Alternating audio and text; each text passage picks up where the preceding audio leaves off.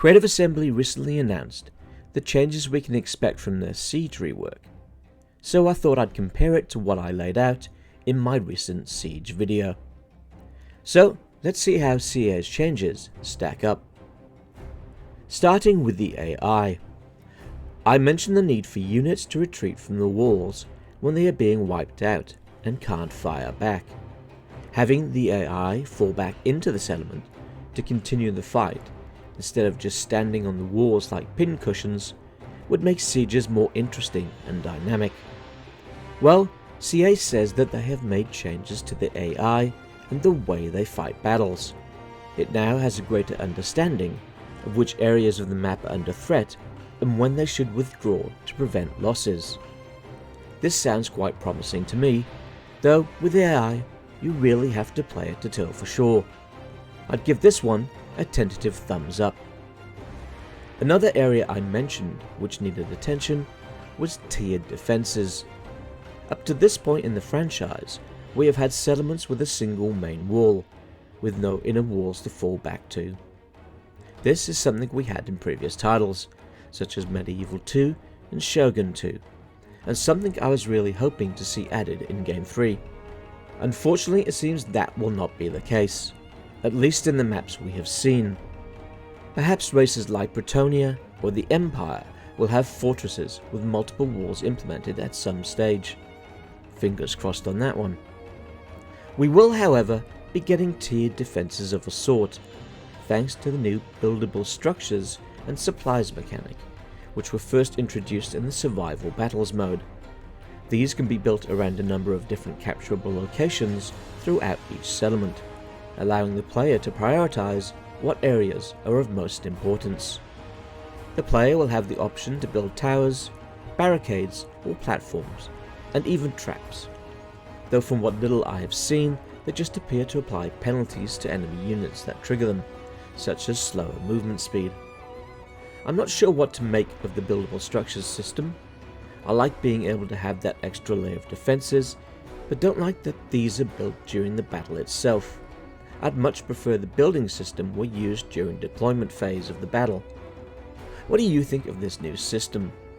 Is it to your liking? One thing I was very happy to see in the footage is the focus on elevation and verticality.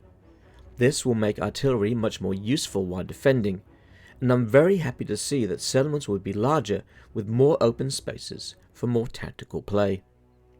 On balance, I like these changes and I'm looking forward to playing with them. A thumbs up for this aspect of sieges. I mentioned the need for multiple capture points in my video, and it seems we might just be getting that. There will be multiple points in cities, along with a special building capture point, which provides a buff to the defenders when they hold it. And of course, the victory point. These additional points of conflict in the settlement will certainly help make sieges more dynamic and varied, and sound like a good addition to the game. James Martin from CA mentions in the Siege Rework blog that, with the introduction of the districts concept via the capture locations and supply points, the AI can now separate and manage large parts of the settlement map, and say, this area over that area, or this district is more threatened than that one. They can then prioritize or fall back if one is overtaken by the attacker. Sounds promising to me. Let's give this section a thumbs up.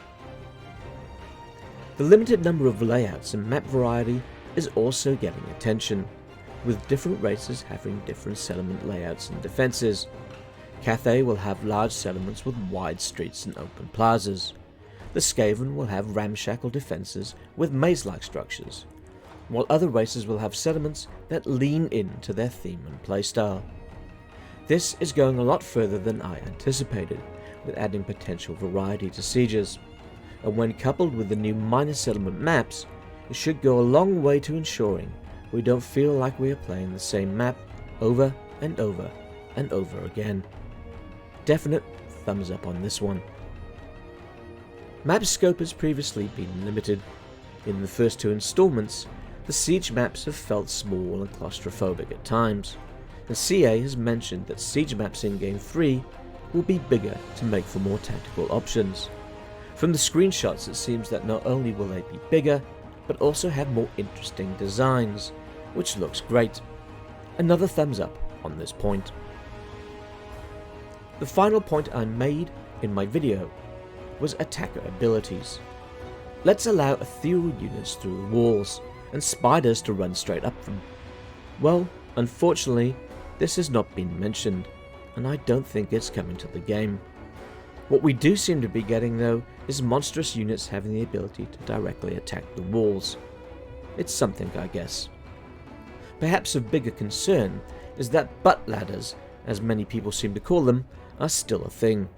The footage of Tzeentch's pink horrors using wooden ladders to scale the walls was hilarious. If there was ever a time to change this, and give demons the ability to scale the walls with their claws, this was it. So on this point, it's a thumbs down, I'm afraid. On the whole, I'm optimistic about the Siege rework, given what we've seen. It doesn't have everything I want, but it's a solid foundation upon which to build and iterate. If you've enjoyed this video, please leave a like or perhaps subscribe to the channel, and let me know your thoughts on the Siege rework. What do you like? What do you dislike? What's the big ticket item that's missing in your opinion?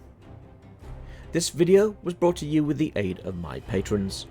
I'd like to thank Hot Apple Pie, Alexander, and Solarith Magnetar. I'm Grey Tiger, thanks for watching, and I'll see you in the next video.